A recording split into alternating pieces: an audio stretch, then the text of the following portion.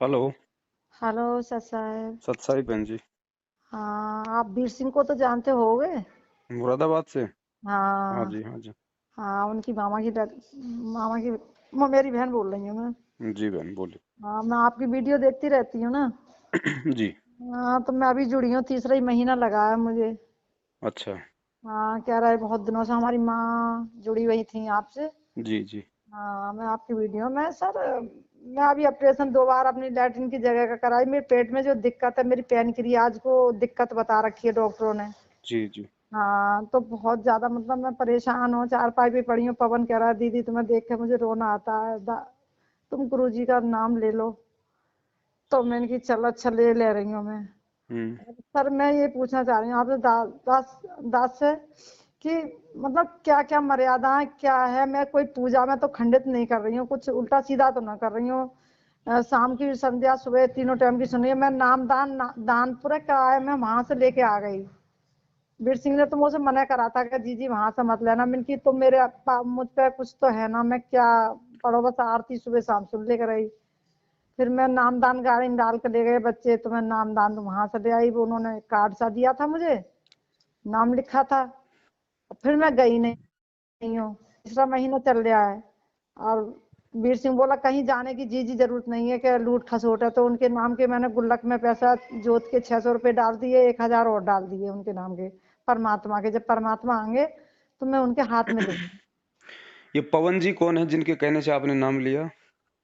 पवन नहीं, मैं तो वीर सिंह ने कहा था मेरे से ना। अच्छा अच्छा अच्छा। वीर सिंह ने मना कर दिए थे मौसा के नामदान लेने। जी जी कहीं जाने की जरूरत ना है, कि सब लूट खसोट कर रहे हैं। तो आपके बारे में आपसे जुड़ा हुआ है वीर सिंह को, तो आप जानते होगे। हम्म।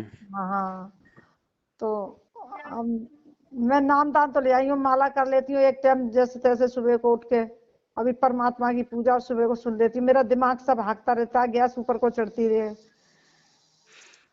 बहन जी, अगर हाँ, अगर ज्ञान को ऊपर नहीं चढ़ाओगी तो गैस ही ऊपर चढ़ेगी।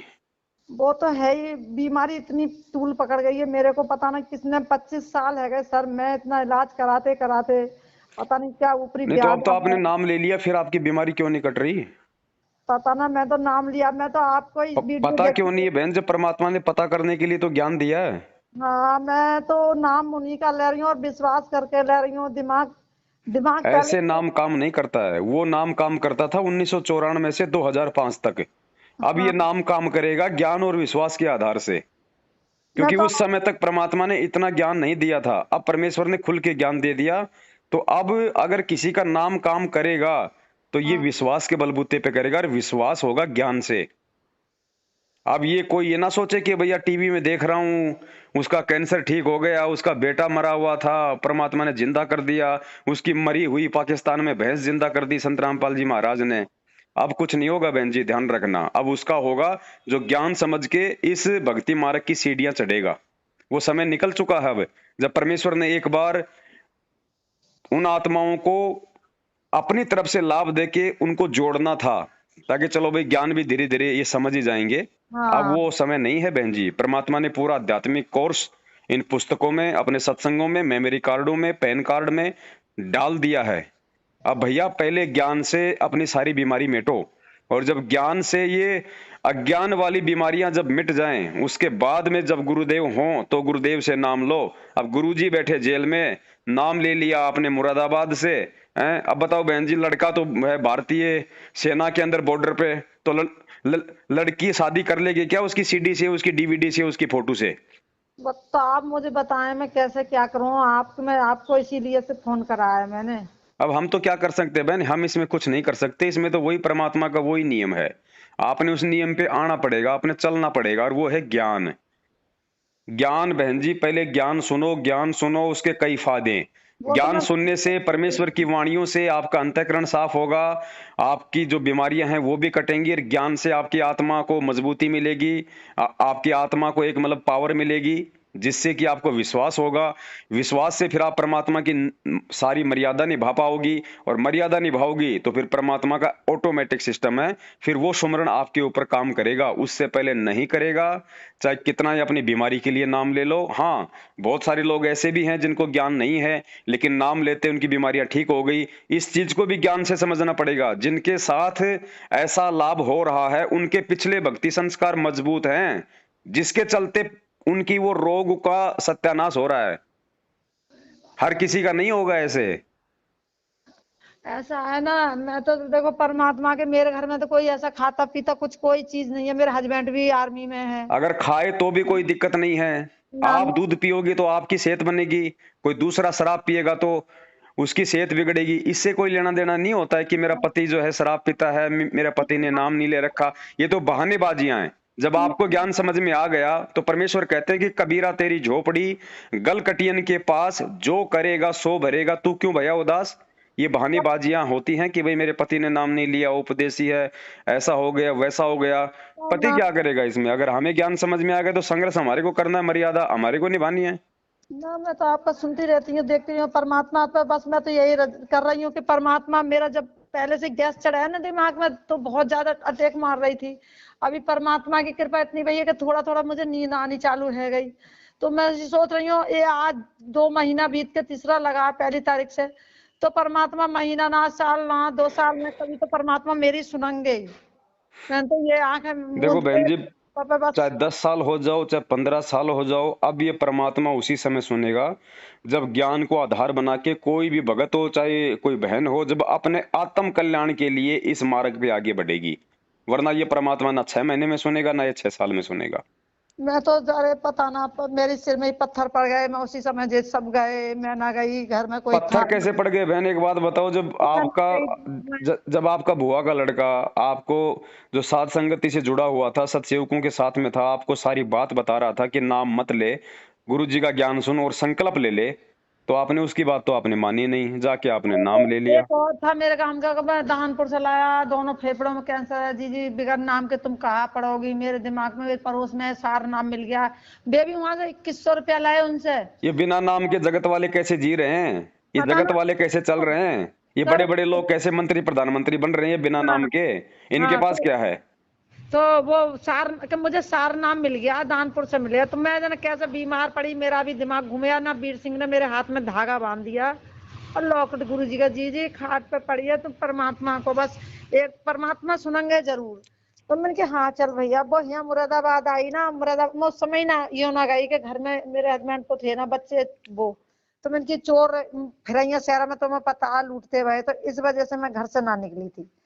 अब पड़ गई इतनी बीमार कि अब तो भगवान परमात्मा ही है, मैं तो उन्हीं के ऊपर हूँ। बस जो मौत होगी तो मैं तो सोच रही हूँ उन्हीं के, मैं तो नौके उन्हीं के समर्थ में जा कुछ तो नाम ले। देखो ऐसा नहीं है बहन जी, देखो बस ऐसा भी नहीं है, ऐसा भी नहीं है कि आपने उधर जाना छोड़ दिया तो और और आप अपने घर पे बैठ जाओगी और सोचोगी बस भगवान में तो तेरे आसरे, वो भी नहीं चलेगा। अब कोई आदमी बबूल का पेड़ बोके सोचे इसके आम लगेंगे, ये भगवान इसके आम लगेंगे, तो जिंदगी में नहीं लगेंगे, उसके आम नहीं लगेंगे इस प्रकार से। अब अगर मैनेजमेंट की अगर सच्चाई आपको समझ में आ गई है तो फिर हाँ आपको साध संगति से जुड़ना ही पड़ेगा। हाँ, तो आपको मैं जुड़ परमेश्वर को गई भोग हूँ। लगाना ही पड़ेगा।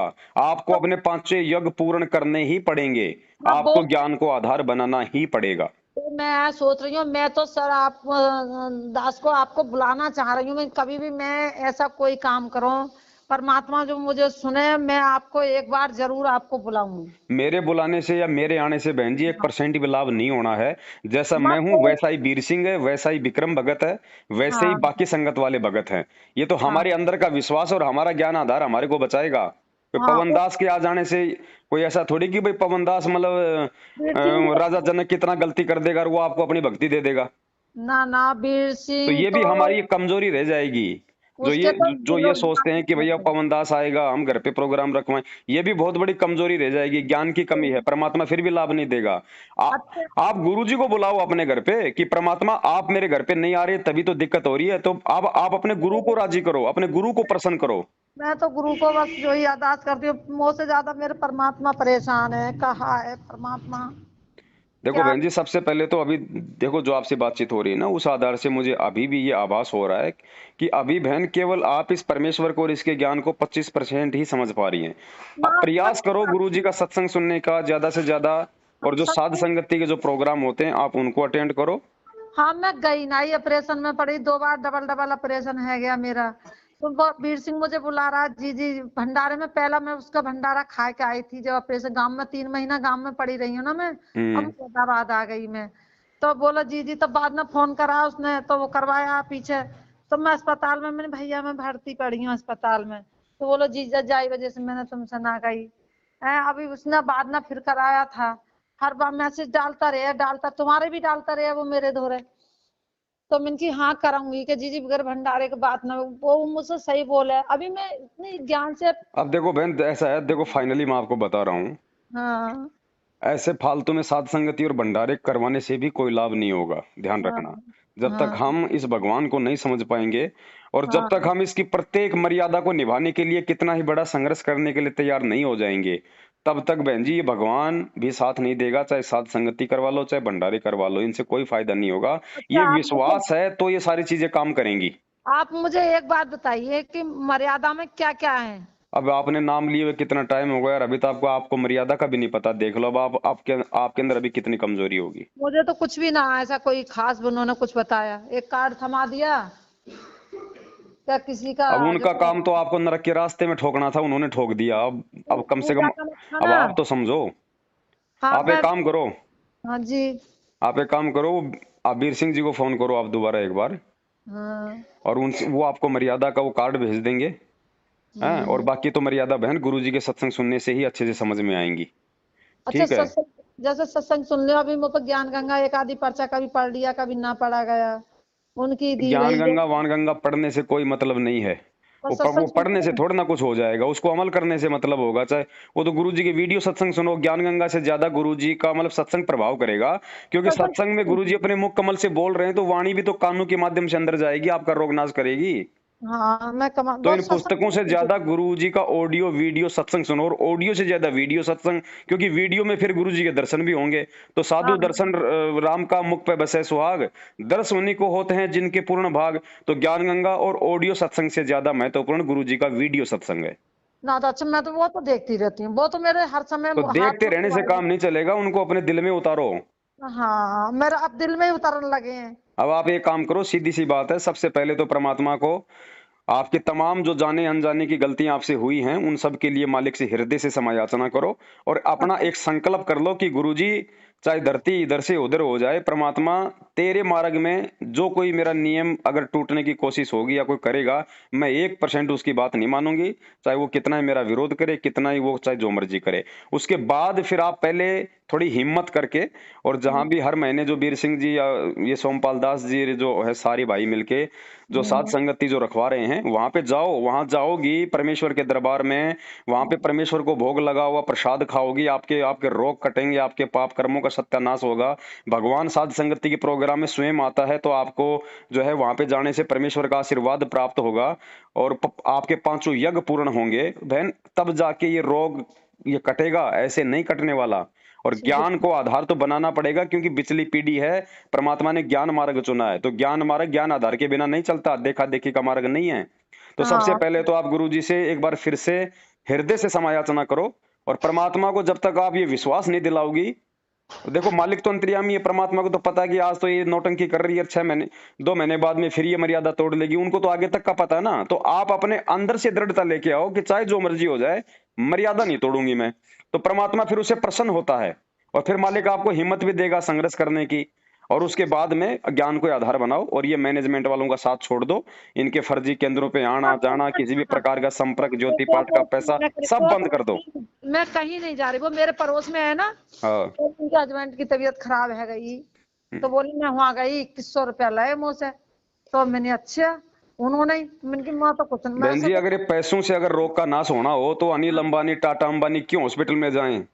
क्या उनको ठीक है गए वहां से, मुझे सार नाम मिल गया, बिछुआ उछुआ सब उतार दे उन्होंने। उन्होंने सार नाम दे दिया, बताइए जन कहाँ जन कोई सार नाम उर नाम नहीं है, सब ये इनको बेचारों को इन भोली आत्मा को मूर्ख बना दिया इन्होंने, कहाँ ये जन पाठ हरियाणा प्रकाश का के पैसों के चक्कर में। पता ना हरियाणा से लेकर आई है ना, कहाँ अभी से रुक लाई। जाओ थोड़े दिन, आप इनकी दुर्गतियां आप देखोगी खुद, आप खुद देखोगे और आप कहोगी बहन तू तो सारा नाम लेके आई थी, तेरे घर में ये क्या हो रहा है। अभी रुक जाओ थोड़े दिन, आप उनकी बैटरी चल रही है। जिन मैं जिन जिन तो लोगों ने हरियाणा से रोहतक से जाके सारा नाम ले लिया ये फर्जी, उन्होंने परमात्मा को सबसे ज्यादा दुखी किया है। अभी देखना उनकी दुर्गतियां भी आपकी आंखों के सामने होंगी। हाँ ना ना, मैं कहीं ना टूटूंगी, तोड़ नहीं, मर्यादा ना जाऊंगी मैं, वीर सिंह अब के करेंगे तो भंडारे में जाऊंगी मैं। तो बस, तो आप सबसे पहले तो गुरु जी को क्षमा याचना करो, और आरतियां बहन जी टाइम पे किया करो। जो संध्या आरती है ना, उसमें हम अपने गुरुदेव से तमाम जाने अनजाने की, इस जन्म की, पिछले जन्म जन्मांतरों की गलतियों की तो क्षमा याचना मांगते हैं। मैं अपराधी जन्म का, नक्सिक भरे विकार, तुम दाता दुख भंजना, मेरी करो संवार। हम जब आरती ही ढंग से नहीं करेंगे, ध्यान से नहीं करेंगे, तो हमारी माफी भी नहीं मतलब जाती है परमात्मा तक। तो कितने टाइम करनी चाहिए? ये 3 टाइम देखो, अभी तो यही नहीं पता आपको ना कि यार 3 टाइम आरती कितने टाइम मतलब करनी चाहिए, बताओ। फिक्स टाइम कितना है इनका? इनका फिक्स टाइम भी इन पुस्तकों में लिखा हुआ, अगर आपने कभी देखी उठा के, भक्ति बोध। भाई नित्य नियम तो अपना सुबह कर लो, रात के 12 बजे से दिन के 12 बजे तक तो वो सुबह की आरती है। सुबह की मैं 6 बजे, साढ़े छः हाँ छः बहुत अच्छी बात है, टाइम है तो जल्दी कर लो, नहीं तो गुरुजी ने दिन के 12 बजे तक का टाइम दिया हुआ है। हाँ, अभी दासी पे नहाया ना जाता है सुबह ही उठ अरे के। नहाए धोए क्या हो, जो मन का मैल न जाए, मीन सदा जल में रहे पर तन की बांस न जाए। किसने कहा कि नहाना धोना जरूरी है? अपना हाथ मुंह धो लो। हाँ आत्मा से परमात्मा को याद करना कि ये हाथ पैरों से करना है। हाँ, 12, 12:30 बजे और 1 बजे इतने टाइम मुझे रामायणी अपनी हाँ सुन। अपना दोपहर में अपना रमैनी कर लो, हाँ शाम के किताब, टाइम अपनी अपनी संध्या आरती कर लो बस। जब आरती 6 बजे अब कर ली हूँ मैं, वो हाँ तो अपनी बस बस। तबीयत संग में राखू, वो गुरु जी वीर सिंह ने दे दी ना मुझे, हाँ हाँ हाँ हाँ। संग में राखू मैं। और और बहन ये, चाहे आरती कर लो कितनी, चाहे कितना सुमरन कर लो, इनका एक फॉर्मूला है और वो है विश्वास। कहे कबीर सुनो भाई साधो, मैं बिना तो हूँ विश्वास में, और ये विश्वास बनेगा ज्ञान से, और ज्ञान होगा साध संगति में आने से। अगर हाँ इनसे नहीं जुड़ोगी तब तक कुछ भी काम नहीं करेगा। चाहे आरतियां करते रहो, आरतियां करते करते क्या भगत नहीं मर रहे? खूब मर रहे हैं। क्यों मर रहे हैं? क्योंकि विश्वास नहीं है, म- सही बात। मर्यादा नहीं निभा रहे। और परमात्मा का एग्रीमेंट है, वो जबरदस्ती नहीं करता। काफी ऑटोमेटिक सिस्टम है, ऑटोमेटिक। अगर आप जी टाइम टू टाइम यदि अपना बिल भरोगे, तो आपको बिजली महकमे वाले बिजली का लाभ देंगे। जिस दिन आपने बिल भरना बंद कर दिया, ऑटोमेटिक काट देंगे। ऐसे ही अच्छा इस भगवान का मार्ग है। अच्छा, जोत के पैसा जैसे मैं गुल्लक में हर महीना कितने डालती रहूं, मुझे मैं आपसे पूछना चाह रही कोई हूँ। जरूरत नहीं है ज्योतिवाद का पैसा डालने की, कोई जरूरत नहीं है। आप अपने घर पे जोत जलाओ परमात्मा की दिन रात, अच्छा। बस। बाकी जब गुरु जी आवे तो गुरु जी को फिर देना, फिर ज्योति का पैसा आपने अगर अलग से, अगर कोई ज्योतिवाद परमात्मा को आपने देनी हो तो। फिलहाल आपको रोग है, उसके लिए हम्म आप ये काम कर लो जो गुरु जी ने जो फॉर्मूला बता रखा है। हम्म आप गुरु जी को दंडवत आप गुरु जी को दंडवत करके सबसे पहले तो अपनी गलतियों की क्षमा याचना, और हम्म फिर हृदय से परमात्मा से प्रार्थना करो कि हे परमपिता परमेश्वर, हे मालिक, आज से पहले आपको नहीं समझ पा रहे थे। आज हम्म। से पहले हम आपको केवल एक संत रूप में, खाली अपने एक गुरु जी के रूप में हम आपको देख रहे थे। हमें अंदर से ये विश्वास नहीं था कि आप ही कबीर परमात्मा हो। परमात्मा अब हमें विश्वास हो गया है। अब हमारे घर में आपकी फोटो के अलावा दूसरी कोई फोटो नहीं होगी, ना वो दाढ़ी मूंछ वाली फोटो होगी जिसको दुनिया कबीर जी मान रही है। परमात्मा फोटो से हमें लेना देना क्या है?